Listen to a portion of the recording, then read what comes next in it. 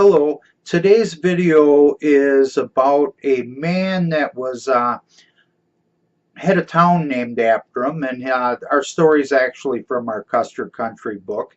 And at the tail end of our book, we have a story on Coulson, Montana.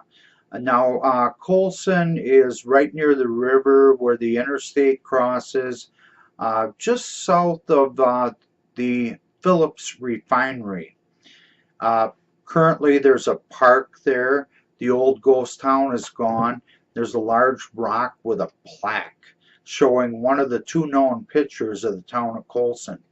But Coulson had some riverboat traffic. I think the Josephine was the one that went up the river the furthest, just past Coulson to the park along the river.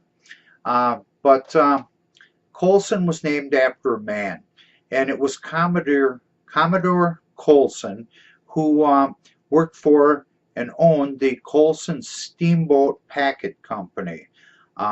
We had done our story on the Grant Marsh and the Far West. The Far West and the Josephine were boats owned by the Coulson Packet Company. But anyway, Commander Coulson was supposed to be the most experienced riverboat man on the whole upper Missouri. And in May of 1896, he made the paper, and in the town of Yankton in the Dakotas, he had met on the street a Dr. Coney, and for some reason an altercation developed, and Dr. Coney bit Commodore Coulson on the hand, and he had gangrene set in on his finger, and they didn't expect him to live.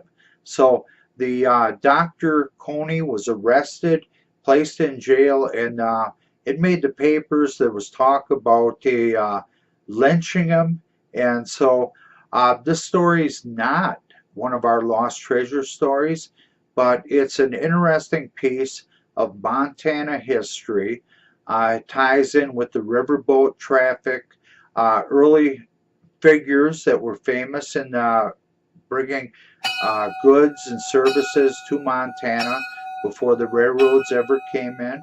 And so we added in this book the story about Coulson, Montana, the man he was named after, and a rather bizarre incident of possibly dying from a bite, from a physical altercation on one of the streets in one of the early West Days towns in Yankton, the Dakota Territory. So anyway, it's kind of a unique and odd and bizarre story, and we try to